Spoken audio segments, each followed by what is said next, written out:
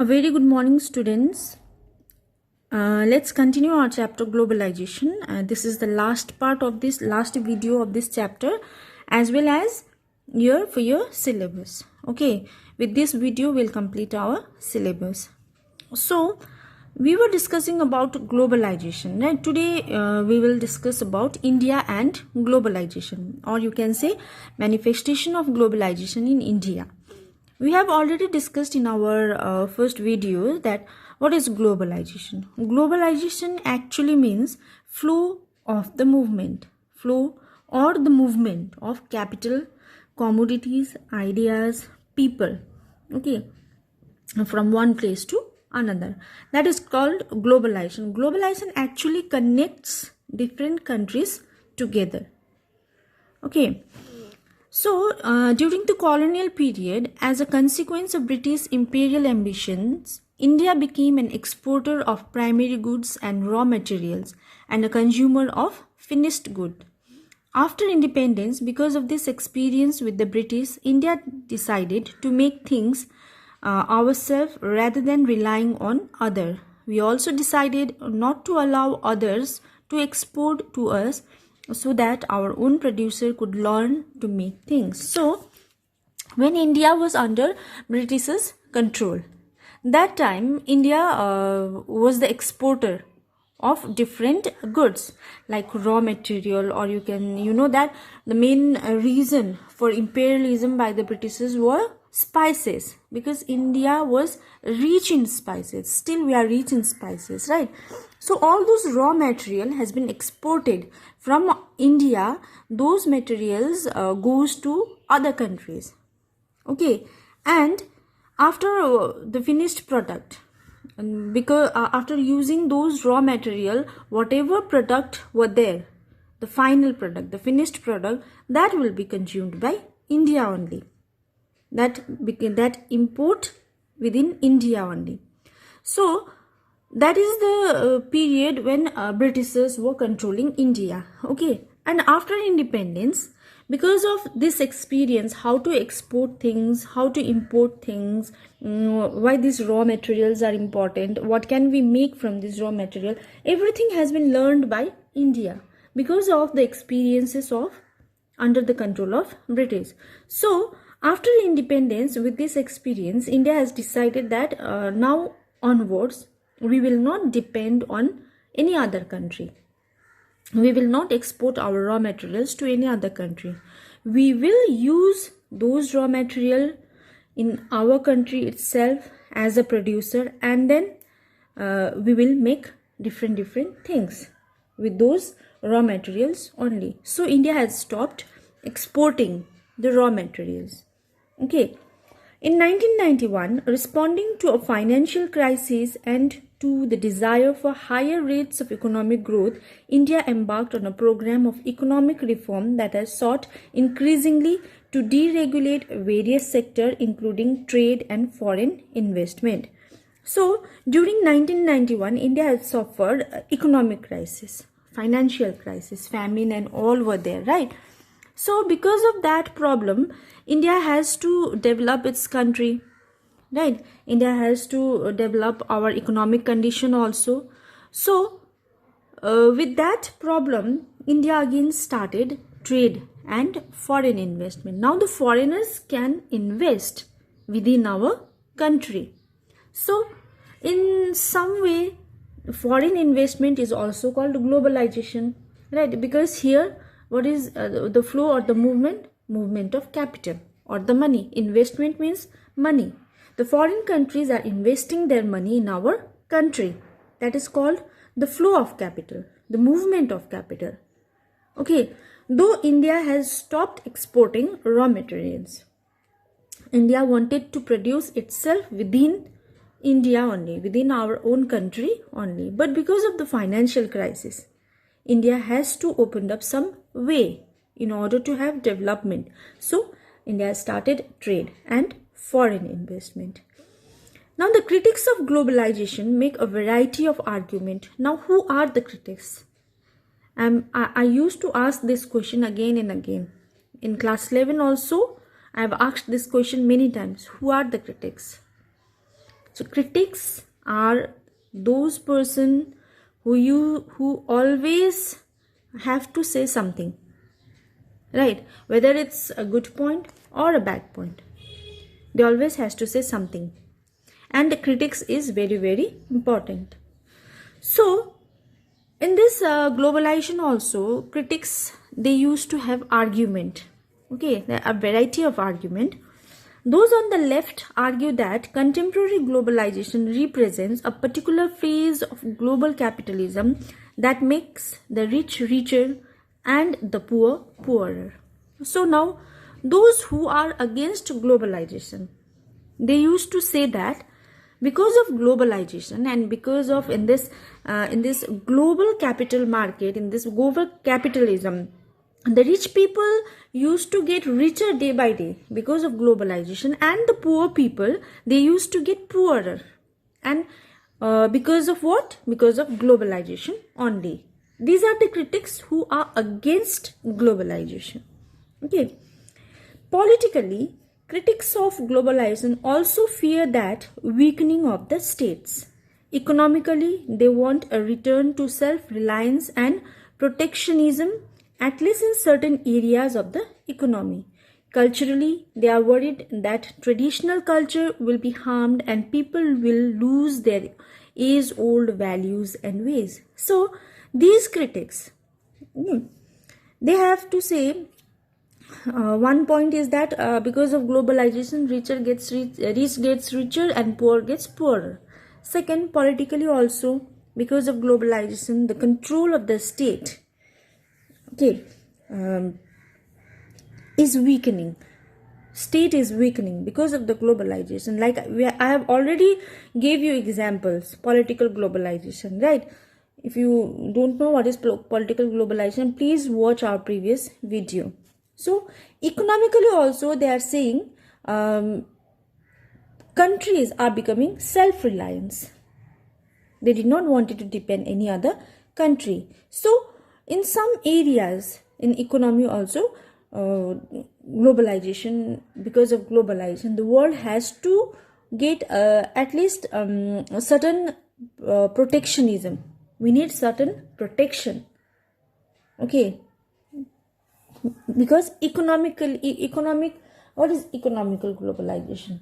Economy means money, right? So the government has to do something which protects our economy. Okay. Culturally, cultural globalization also we have discussed, right? So these critics were saying that culturally also our tradition, our culture, that is harmed by the people. Okay, our old age values and ways and belief, tradition, these things are getting harmed by the common people because of globalization only, right? So in order to find out what is political globalization, what is economic globalization, and what is cultural globalization, please watch our previous video. Then only you'll get to understand this. Okay. Anti-globalization movements to participate in a global market, allying with those who feel like them in other countries. Many anti-globalization movements are not opposed to the idea of globalization per se as much as they are opposed to a specific program of globalization, which they see as a form of imperialism. So, many anti-globalization movements were also going on in the whole world. Okay, and the countries who are, or the organization or the parties who are against globalization, they used to make allies with each other. They used to make friendship with each other.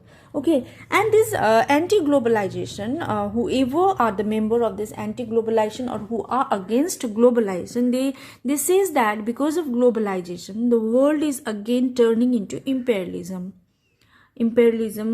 A form of imperialism, like control. One big country will control. Like for example, in India only, we were under Britishers' control, right? Similarly, the whole world will be controlled by one superpower, who is the richest country.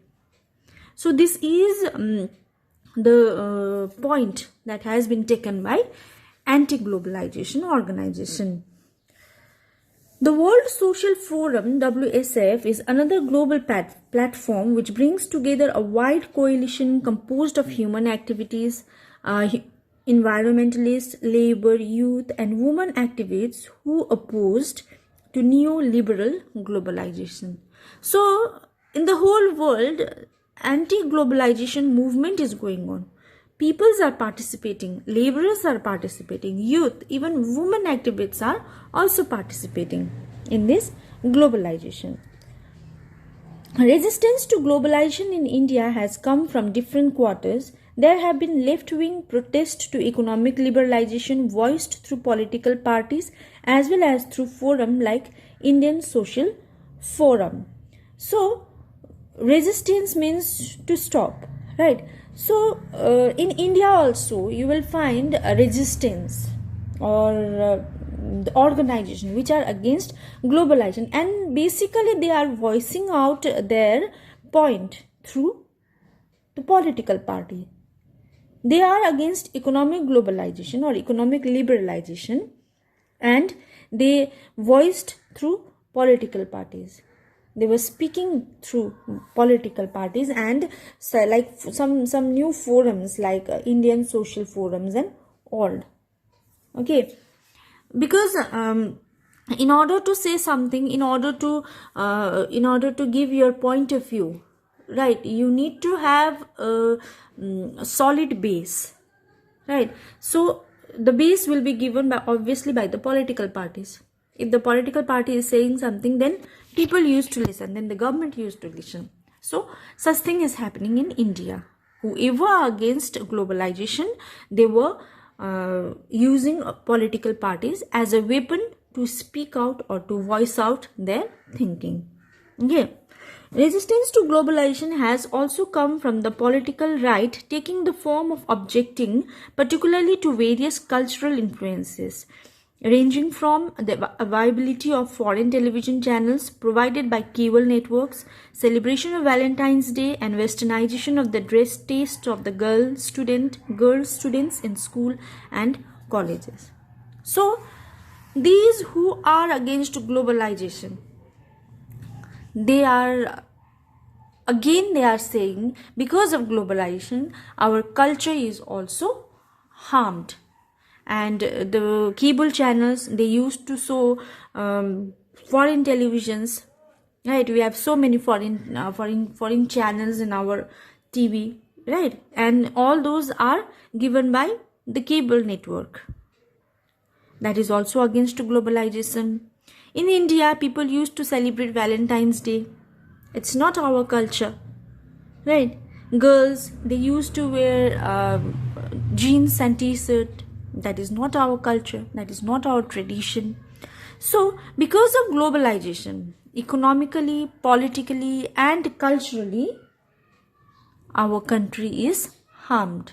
So, there are many critics who are against globalization. They are saying that globalization should be stopped, and side by side, because of globalization only, development is possible. Without globalization, it's not possible to have development. But somewhere, as a common people like me, I am thinking critics, the critics, they have a very good point, right? The country, the world will turn into imperialism. One superpower will control the whole world. So this is happening. We have only one superpower, that is USA, and USA is very, very powerful.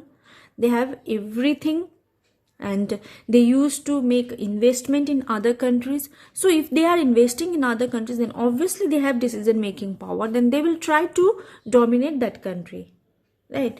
So this is how politically or economically globalization is harming that country's status. So this is called India and globalization, or manifestation of globalization in India. With this video, we have completed our syllabus for your board examination.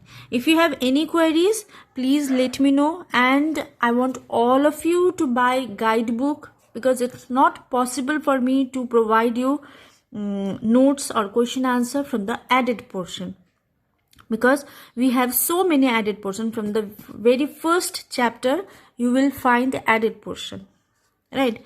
So obviously there will be a question for board examination also from those added portion, because they have in this reduced syllabus they have given this added portion. That means that is very, very important. Okay, so I'm saying again this, please buy a guidebook with revised syllabus. Till then, take care.